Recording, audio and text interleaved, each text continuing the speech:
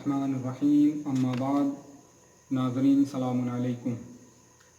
آج کی ہماری گفتگو ماہ رمضان المبارک کے 8ویں دن کی دعا کے سلسلے میں ہے، جس کے اندر بندہ پروردگار عالم سے چند چیزوں کی درخواست کر رہا ہے۔ بسم اللہ الرحمن الرحیم۔ اللہم ارزقنی فیہ رحمت الایتام و اطعام الطعام و افشاء السلام و صحبت الکرام بطولک یا ملجأ العاملین۔ پروردگار عالم مجھے اس دن یتیموں پر رحم کرنے اور دوسروں کو کھانا کھلانے کی توفیق عطا فرما، و افشاء السلام اور آشکار طور پر سلام کرنے کی، و صحبت الکرام اور نیک لوگوں کی ہم نشینی اور صحبت کی توفیق عنایت فرما، بطولک یا ملجأ العاملین، اے اپنے فضل و نعمت کے ذریعے سے اے آرزو کی پناہ گاہ۔ اس دعا کے اندر بندہ 4 چیزوں کی درخواست پروردگار عالم سے کر رہا ہے۔ پہلی چیز یتیم نوازی، یتیموں کی دیکھ بھال، ان کی پرورش۔ دوسری چیز دوسروں کو کھانا کھلانے کی توفیق۔ تیسری چیز دوسروں کو آشکار طور پر سلام کرنے کی توفیق۔ چوتھی چیز نیک لوگوں کی صحبت اور ہم نشینی کی توفیق۔ پہلا فقرہ کہ جس کے اندر بندہ پروردگار عالم سے درخواست کر رہا ہے، اللہم ارزقنی فیہ رحمت الایتام و اطعام الطعام۔ ایتام جمع ہے یتیم کی۔ یتیم اس بچے کو کہتے ہیں کہ جس کا باپ اس کے بالغ ہونے سے پہلے اس دنیا سے گزر جائے، کیونکہ ایسا بچہ شفقت پدری سے محروم ہو جاتا ہے، باپ کی محبت و مہربانی سے۔ لہذا ایک مہربان مربی کی ضرورت ہے کہ جو اس کی ضرورتوں کو سمجھ کر اس کی ضرورتوں کو پورا کرے۔ پیغمبر اسلام کی خدمت میں ایک بچہ آیا اور اس نے پیغمبر سے کہا کہ آپ مجھے کچھ کھانے کے لیے عطا کیجئے، کیونکہ میرا باپ اس دنیا سے گزر چکا ہے، میری ماں مجبور ہے، میری بہن گھر پہ موجود ہے جس کی ابھی شادی نہیں ہوئی۔ پیغمبر نے جناب بلال کو حکم دیا کہ جاؤ گھر، اور جانے کے بعد کچھ چیزیں کھانے پینے کی گھر سے لے کر آؤ۔ جناب بلال گھر گئے اور 21 عدد کھجوریں باہر لے کر آئے۔ پیغمبر نے ان 21 عدد کھجوروں کو 3 حصوں میں تقسیم کیا۔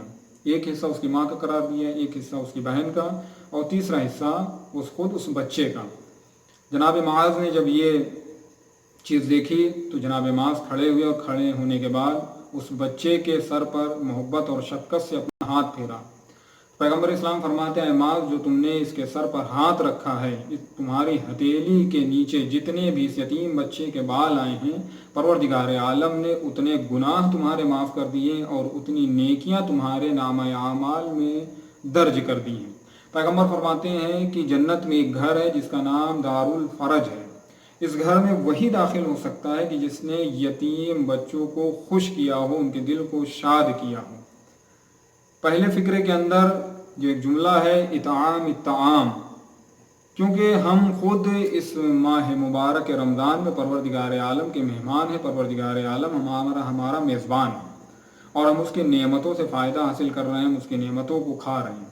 لہذا ہمارے اوپر فرض بنتا ہے کہ ایسے مومنین جو مالی اعتبار سے کمزور ہیں، پریشان ہیں، ان کی تلاش کریں اور ان کے سحری اور ان کی افطاری کا انتظام کریں۔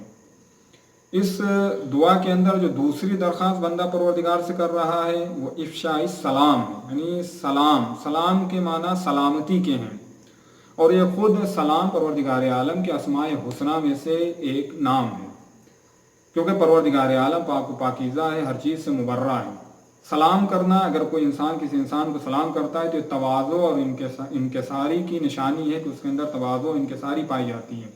لیکن جو شخص مغرور ہوتا ہے وہ ہمیشہ اس بات کا انتظار کرتا ہے کہ سامنے والا مجھے سلام کرے۔ پیغمبر فرماتے ہیں کہ سب سے بڑا بخیل شخص وہ ہے کہ جو سلام کرنے میں بھی بخل کرے، کیونکہ خود سلام کرنا ایک مستحب چیز ہے اور اس کا جواب دینا واجب ہے۔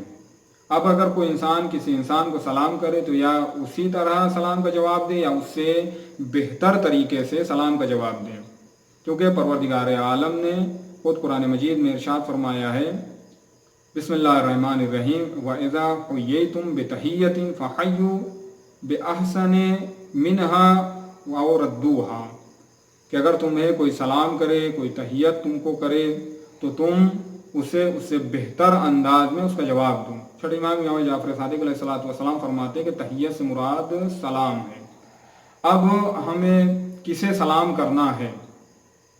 تو جو کمسن ہے وہ بزرگ کو سلام کرے گا، ایک آدمی مثلا ہے تو 2 لوگ اگر جمع ہے تو ان کو سلام کرے گا، راستہ چلنے والا کھڑے ہوئے شخص کو سلام کرے گا، اور کھڑا ہوا شخص بیٹھے ہوئے شخص کو سلام کرے گا۔ اب کسے سلام نہ کیا جائے؟